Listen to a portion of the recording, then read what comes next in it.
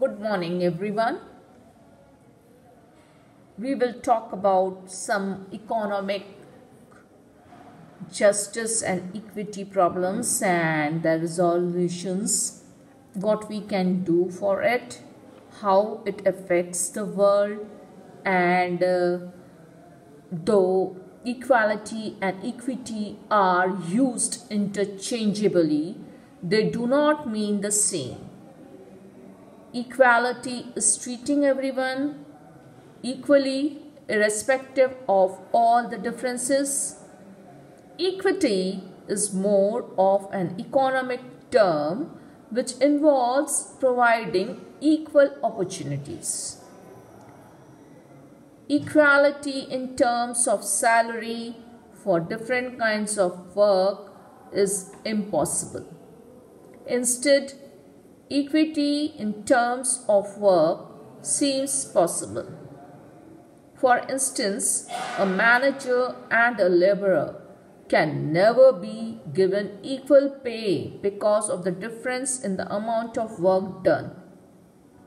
However, two people applying for the same post of manager can be given an equal opportunity to exhibit their skills and talent through competition, irrespective of their family, background, gender, location, etc. Even if there are two managers, they need to be treated on equal terms. This is called economic equity. Economic justice is providing fair opportunities and the legal right for everyone. The origin of banks on and can be traced back to the early Italian Renaissance in 14th century, mainly for the rich merchants and royal members. From then on, banks were meant particularly for the merchants and urban population. In 1976, Professor Muhammad Yunus of Chittagong University launched a research project by providing banking services to the rural poor. The aim of this bank was to reduce the rural poverty in Bangladesh. His project proved to be successful, which led to its transformation into an independent bank. The bank offered its facilities to poor men and women to encourage the concept of saving money among them. It also gave small loans to rural people based on mutual trust, thus eliminating the exploitation of the poor by money lenders. It also created opportunities for self-employment like starting any farm business, etc. Among the unemployed people in rural Bangladesh, this led to the producers selling the produce directly to the market, instead of selling it to the middleman at lower prices. The Grameen Bank also targeted the women folk and encouraged them to be economically independent by offering them facilities which were easy to understand and could be managed by them. Today, a vast majority of its members are women. In 2006, the bank and its founder, Muhammad Yunus, were jointly awarded the Nobel Prize for Peace. A boy arrives at the RTO office to register the new vehicle that he has bought and is welcomed by the officer. Even before the boy asks him something, the officer calculates the amount to be paid and says that he has to pay rupees 8,000. The boy is surprised and decides to check the amount. The officer looks at him. using the phone and encourages him to check the calculation again. The boy replies that he is checking the amount on the internet.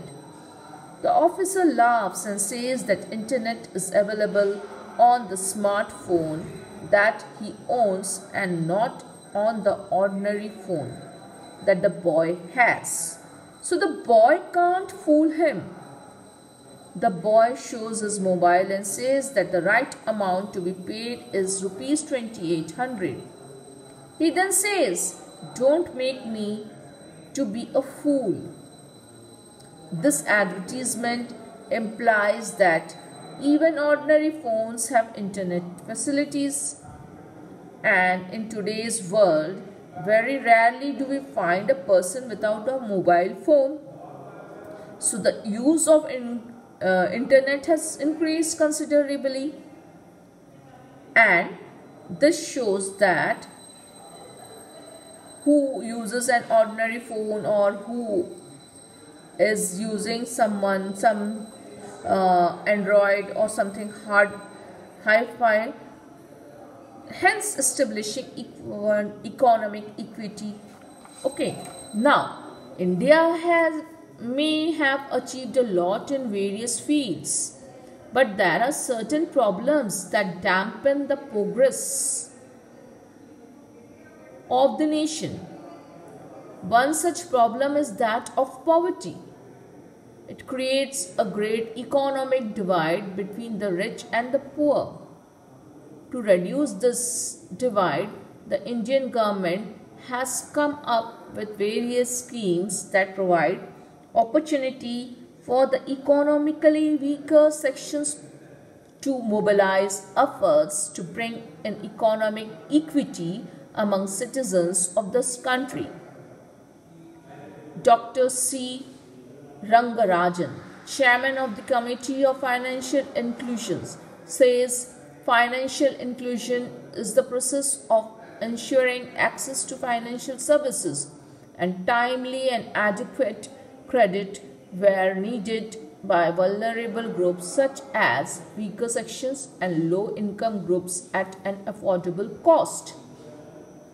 This means that financial inclusion aims at providing rural and tribal people and other low-income groups with financial services such as banking facilities, insurance, etc.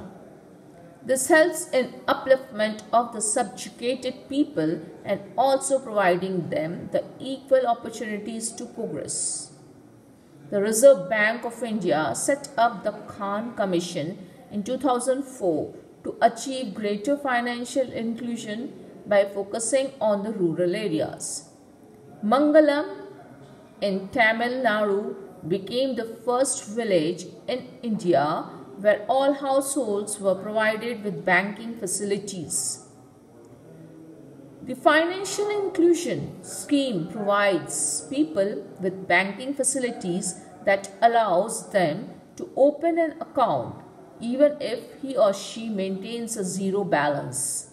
Along with this, the scheme tends to boost the habit of saving among these people, preventing them from taking loans from landowners and getting into trouble.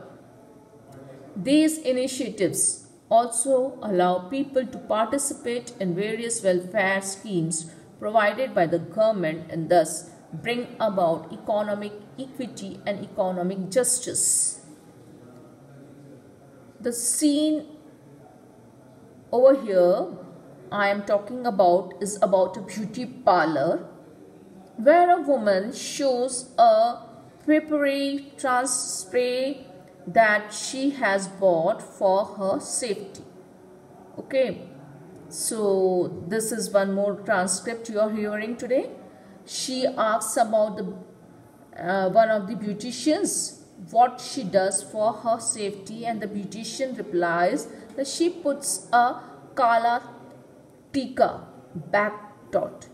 The woman in the parlor, assuming that the black dot is the dot of coal put on the skin to prevent evil eye, starts laughing and commenting that it is the problem of being uneducated.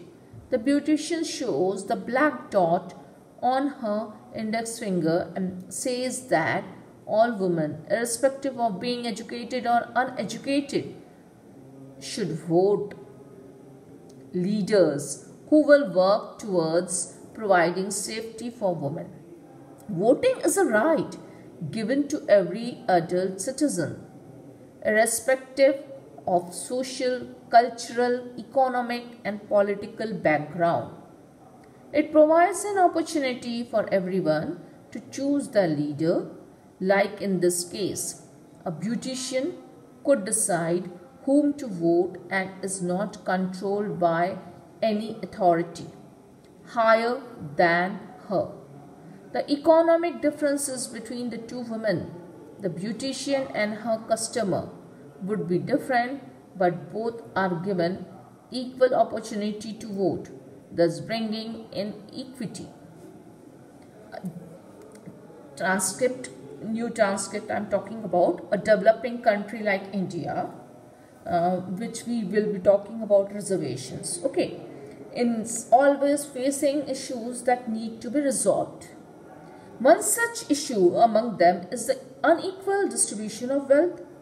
This has created an intensive division between the rich and the poor.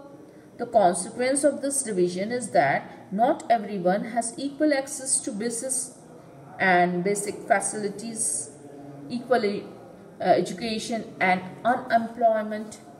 The Indian government came up with a solution of implementing the quota system, in which in various educational institutes they were given. In this system, a few positions are set aside for the communities who were discriminated against in the past based on their caste. These include the scheduled castes, the scheduled tribes, other backward classes, and different religious minorities. So this quota system bridged the gap between the rich and the poor. As many people eligible for the reservation belong to the lower classes. The reason for the introduction of reservations was to provide equal opportunities to the people of all sections of the society. This step was taken to provide economic justice, especially for the communities who face discrimination. So, this is a really important and something which has to be raised. We have to think of, and we should think that child labor is a problem in India. We should think of that. Most of the people prefer children as laborers compared to adults because they are paid lesser compared to adults, isn't it? So due to this, we find many schools dropouts related to economic concept of economic justice and equity. Thank you. Have a nice day.